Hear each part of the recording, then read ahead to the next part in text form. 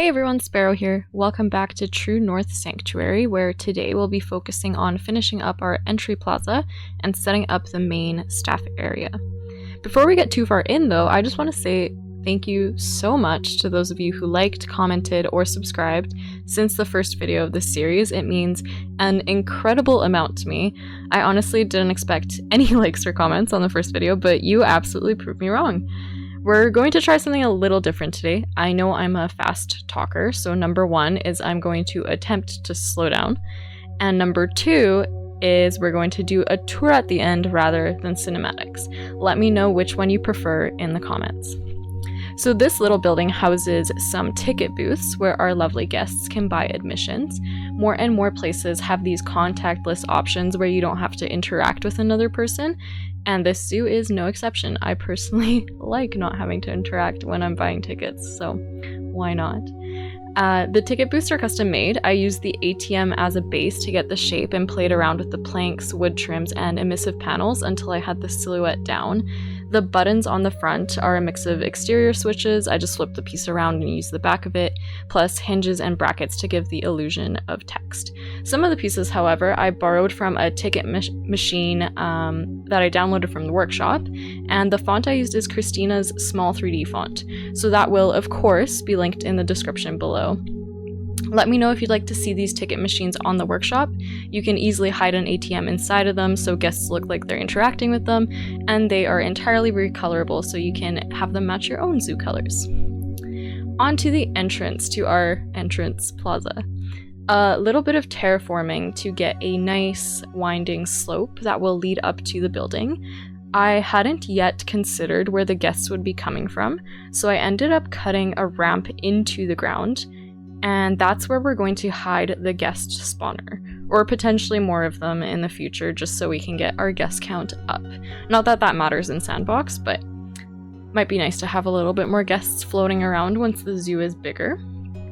But yeah, I hadn't really thought about how the guests would arrive to the zoo.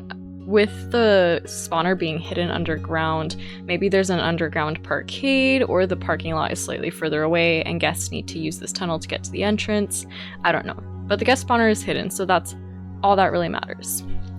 Then it's onto this rock garden. I love these flat rock pieces for creating shale-like walls. The idea here isn't to make walls per se, but more so that the rocks cover up the slope between the paths. A little bit of visual interest before guests see the building. So I'm just going to keep stacking these rocks next to and on top of each other, swapping between a few different types now and again. Random rotation turned on, of course, until I'm relatively happy with how it looks. Those walls you see next to the rocks were my first attempt at creating a retaining wall to hold back the terrain. We'll be rebuilding them in just a moment here. I always make one section first, try to get it as perfect as possible, and then copy it across. It's a lot easier to fix one small detail rather than going around and having to fix it on each and every wall segment. We're gonna make sure to line things up nicely. I'm really loving these East Asia timber pieces. The metal banding is a nice way to help me measure where things should go. The wall itself is made up of the European rustic stone wall, which we used last episode to help us create the faux rock wall on the main building, and a piece of concrete beneath it. The top details are actually some wood planks and one of the classical stone plinths, just layered on top of each other. It gives it more depth, and then we copy it across, changing the elevation for some of them because we don't need the wall to be quite that high as it gets closer to the tunnel opening. Only needs to be maybe 2.5 to 3 meters tall.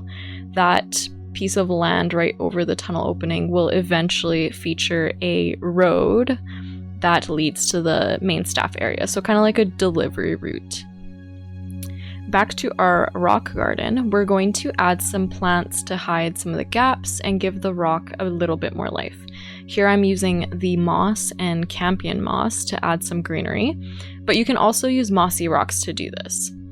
Trying to use some low-growing plants that could arguably fit between the cracks in the rocks, like the crowberry bush, some bracken, some ferns, and the small nettle piece, which is quickly becoming my favorite plant in this game. They're just so cute and small. Planting is actually one of my favorite parts of this game. It feels very meditative. Also using the white sage bush quite a bit. I really love the color of it. It's not quite as green as other plants in this biome. It has a slight bluish teal tinge to the leaves, which I think works really well with the logo colors I've chosen for True North. You can see it in the garden bed behind here, right below the logo. It works really well just below the logo there. So I thought I'd bring it into this rock garden as well. We're also going to add some stone statues of the animals our visitors might see in this zoo. So spoilers, here are some of the animals you'll be seeing habitat builds for. We have a bison, a grizzly bear, a raccoon, a reindeer, and a wolf. There's actually a sixth animal I put in here later, but it doesn't quite fit this biome. I just didn't have anywhere else to put it based on the 6 zoos I have planned. So if you spot it later during the tour, let me know. Moving on to a new set of walls. These are going to be the exterior walls that encircle the staff area here. I can't tell you how long I spent attempting to design these walls. You can see another attempt behind it with the lattice, but I didn't think the dark wood matched the look of the lighter wood on the entrance building. I wanted it to have more of a warehouse feel, so I went with the corrugated iron, I believe, and recolored it to one of our darker teal tones from the logo. Added some metal beams to the top and sides because the planks and stone from the previous walls wasn't working, but I wanted something that was about the same thickness, so these architecture beams worked really well. Gonna make a bit of a column on the end and attach some cables so it looks like an anti-climbing measure. Not sure why someone would want to climb into a zoo, but just in case. And the backside of the wall is a combination of mesh covered with fabric pieces. So once they're nicely lined up, we're going to pop one of the aquatic lights into the top of the column so the staff area is always nicely lit, and I don't have to think about lighting later this way, so very efficient. These aquatic lights are really nice though. I know last episode I said I use the Europe pack a lot, which is true, but other packs I always highly recommend are the aquatic pack, Great Animals and Pieces alike, and the conservation pack, especially for decorating backstage areas. I do also really like the North America pack, but without it we wouldn't have too many animals to put into this zoo, so I may be a little biased. So we're just going to take this wall all the way around this edge of the plaza to define where our staff area will be. Delete some wall pieces to make sure the staff have gates to access this part of the zoo, which I believe I built off camera, and then it will finally be time to put some staff buildings down. One of the things I was most excited for in the newest update, 1.14, was the ability to recolor staff. Especially since I have a logo and branding kit designed for this zoo, it will be super nice to have those colors reflected in the staff uniforms. Now I'm going to place my staff buildings down, getting a general idea of the shape of the building here. I know this is sandbox mode, so I don't necessarily need the buildings, especially stuff like the vet and mechanic research buildings, but I like to have the placeholder. And sometimes I like to turn some of the settings off or on and play sandbox with extra steps, so it's nice to think ahead in case I end up doing that. Plus, it's more realistic to have these things in a zoo. I will likely also keep the donation boxes, even though they're technically not needed in sandbox. I don't know, let me know your thoughts. Maybe I'll do my best to hide them or build around them or something, so they're not just standing in the middle of a exhibit viewing area. Had some difficulty with the paths here again, wanted to make sure everything was aligned up to the grid to make it easier to put the walls up afterwards. Even with the Z shortcut, creating T-intersections with the paths is way harder than it should be. We're going to use the same light colored walls all around this staff area, just like the entrance building. This complex will actually have a flat roof though, but with ladder access to A, get the solar panels that will be installed on top of it, and B, shovel the snow off when necessary, seeing as it is a pretty large surface area and we would hate to see that cave in. Before we get to the roof, time for some interior details. I'm going to outline the doors in a second frame with some metal beams to make it look more realistic. And once the first one is done, we're going to add a lamp first, because this way I'm only copying one group over rather than the doors and the lights separately. So if you have any more building hacks that help with efficiency like that, please let me know. I feel like the world's slowest builder over here. Any and all tips on being, or at least feeling, more efficient are very much appreciated. Our windows are going to get a similar treatment, using some of the base game PlanetZoo windows and then outlining them with the beams. This will be recolored before it's copied over to the other windows. Similar combination of black, light brown, beige, and teals as everything else we've done so far. It's a nice color combination. I'm quite happy with it. Sometimes I come up with color palettes outside of the game, and when I throw them in, they just don't work how I wanted them to. But so far, this one is quite alright. And here is the keeper hut on the end of the building, which is going to be a greenhouse to help us grow food for some of the animals that we will be putting into our zoo. It's pretty sizable. I think it'll maybe fit 12 garden beds, possibly more, to help offset food costs. And the rest of the roof is just metal clad roofing with a few skylights above the main pathway as well. Here we took out one of the walls to create a fake entrance into, I think this is either the quarantine or the vet surgery behind this wall. Just a pretend way for animals to be taken from the holding area, which we'll be building right here, when they're sick or new to the zoo or whatever else. Easy way for them to get into the building. So the holding area, it will be made up of metal beams and mesh pretty much. We'll have a few larger holding cells, some smaller ones. I don't think any hoof stock will fit into this based on the doorways I built, but that's okay because there will be a service road around the edge of the zoo so that delivery vehicles can just get them into whatever stable they need to be. So the holding area will likely be for smaller animals instead. Here we're adding some more of the mesh panel pieces to the sides to keep the animals in. Filling in the gaps is a little bit frustrating, honestly. I love the mesh pieces. I think they look great in game, especially once you get them into the perfect place. But as soon as it's a shape other than a rectangle, it's suddenly infinitely more difficult to fill it in. I'm using the larger mesh panel on the bottom, but then using the emissive panels on the top to help fill in that triangle, and then the smallest size of mesh to fill in the gaps. Take some time to line them up. It's both annoying and nice to have the grid lines because it gives you something to work off of, but means you have to adhere to that predetermined grid as well. I find it looks messy if you don't, but we do get there in the end. Once the first portion is finished, I copy it over every 4 meters or so using the walls of the building as a guideline. The mesh closest to the building will get deleted, so our staff have a way to walk through that portion, and then more metal beams connect each cross section and mesh over the top and exposed side so the animals can't get out. When doing large sections of mesh like this, I try to set up the edges first, so that would be the metal beams here, and that's where I start my advanced duplicate. I just swap out the beam that it gives you for the mesh in the construction panel, and it keeps it at the same angle as the metal beam, and then that way I can copy it across super easily, just lining up the mesh panels as I go.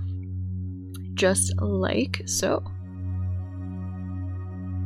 If you can see behind the mesh as I'm working here, I ended up lining the entire building with some stone plinth pieces from the classical theme to give it a bit of a foundation. Did the exterior and interior, I think it works pretty well and adds a nice joining piece between the wood walls and the concrete floor.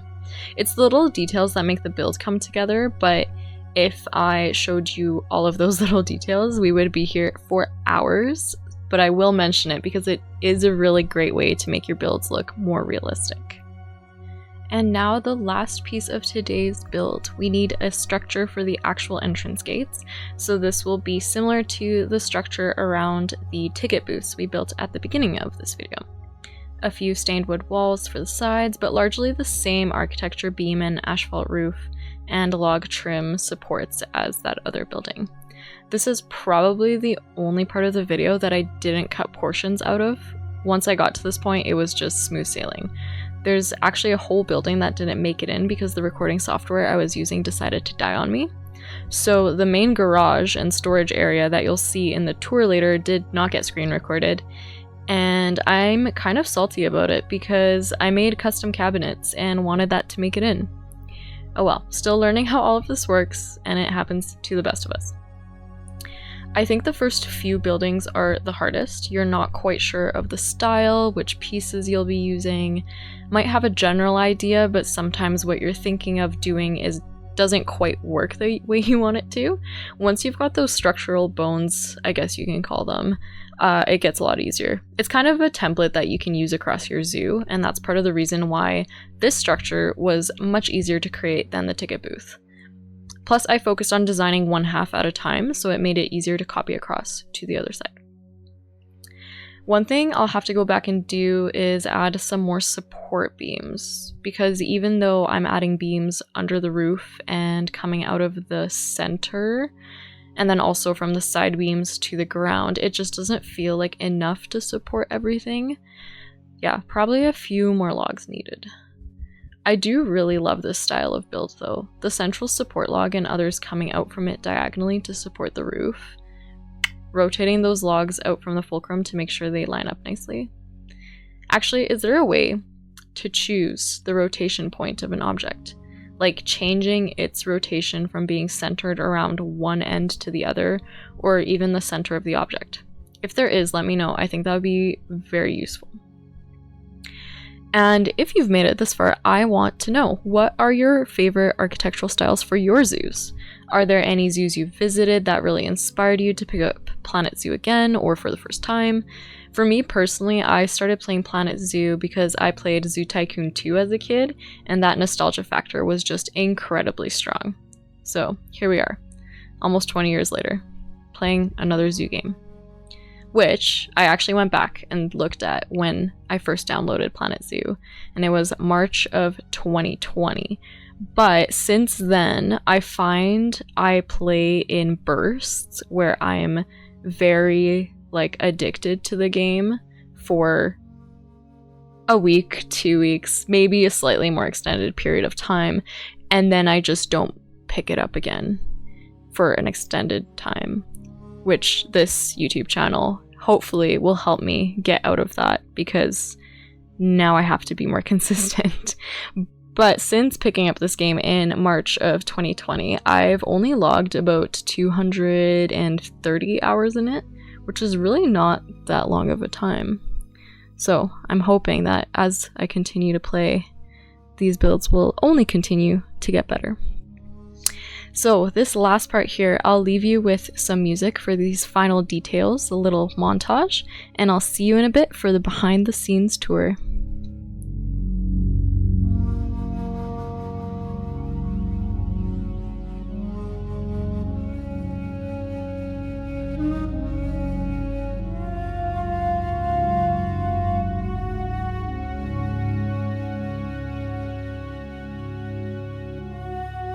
Welcome to our tour.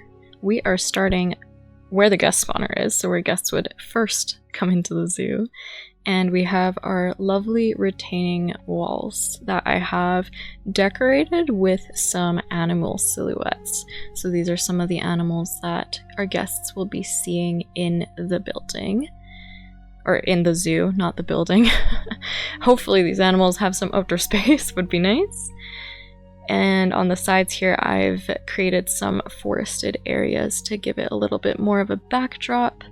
We have a little sign in our rock garden here warning people not to climb the rocks, both for conservation purposes and for safety purposes, because I would hate to get sued because your child tripped on the rock garden. Can you spot the extra statue in our rock garden here? Let me know if you did in the comments. So we're just walking up this main pathway. We have our reindeer to the side, and then we can turn to see our lovely logo on the main wall. In the background there we have some chipboard with construction signs. I still need to create a construction company that will go on those boards, but that will be another part of the zoo that we'll be doing quite a bit later. Here are our ticket booths, custom as I said earlier, so let me know if you want them on the workshop. Inside the main building, we've added some details. So these paintings here are from our artist in residence, featuring some of the animals that will be in the zoo. I made those on Photoshop just using a watercolor filter. And these LED lights are supposed to be reminiscent of the Northern Lights, which is why they're purple, blue, green, some of the colors that you'll see in the Northern Lights. Looks quite beautiful in the evening once all of the LEDs are lit up. And then we have some other lights like that one there. In this main area, these lighting fixtures that are supposed to be reminiscent of stars that you might see in the night sky. A lovely waterfall here. Added some plants to the base of it and some rocks in there to give it a little bit more detail. Then I'll have to see if I want to cover up these pathways. I'm not sure if the gravel is quite working. Might have to change it. I do like the curb of it though, because it matches the concrete floors, so I might just need to put a bunch of concrete on it. In the background behind the entrance gate there, you can see a little bit of the planning I've done, but that will be next episode, so stay tuned. And here is the start of our greenhouse, just the exterior walls. Haven't done any interior. That will also be part of that planning episode next week. And we're gonna check out the inside of the staff building. We have a side hallway out to the holding area. And then on the other side are water filtration systems. We'll also have a little small staff area down this hallway here. I'm very proud of the lighting on the floor that I put in here. I think it looks quite good. And then we're going to see the main delivery gate, which was not part of the speed build. To the left here, we have the building that did not make it in because the recording software died. But yeah, this is our little staff entrance. It's above where the guests would come in. So that delivery bridge that I was talking about. We have a door for the staff and then a big gate so that trucks can come in and make our deliveries. We have a covered area for storing materials. So we have some lumber, pallets, sand, whatever else is in there. I think there's hay, so on. And then we're going to check out this garage. Lots of workshop items back here. All of them will be in my collection linked down below. This is where the vehicles are kept. Maybe some items that are necessary around the zoo, like barrels or stuff like that. And the custom cabinets that didn't make it in. On the wall here, I decided to add a little bit of lore. So these wheels that are on the wall, I imagine, have been put up there by staff, and they're all of the wheels that have, or tires, that have been lost throughout the zoo. Like if a bike broke down or a vehicle lost its tire, that's where you will find those on the wall there. Yeah, and then we're gonna walk out to the holding area. We do have a big container here waiting to be unloaded still. Our delivery truck adding some animals to our zoo there. We have another gate there that will lead out to the exterior road that I was talking about for making deliveries to other habitats. And then making sure we're sticking behind this yellow line for safety purposes. This is our holding area for new animals making it into the zoo. You can see our little gate in the back there leading in. Alright, that's all for our behind the scenes tour. Don't forget to like the video and subscribe to see the continuation. Here's a few more shots from the drone camera, plus one last flyover for you to enjoy. Thanks again for stopping by, and hope to see you next time at True North Sanctuary. Bye!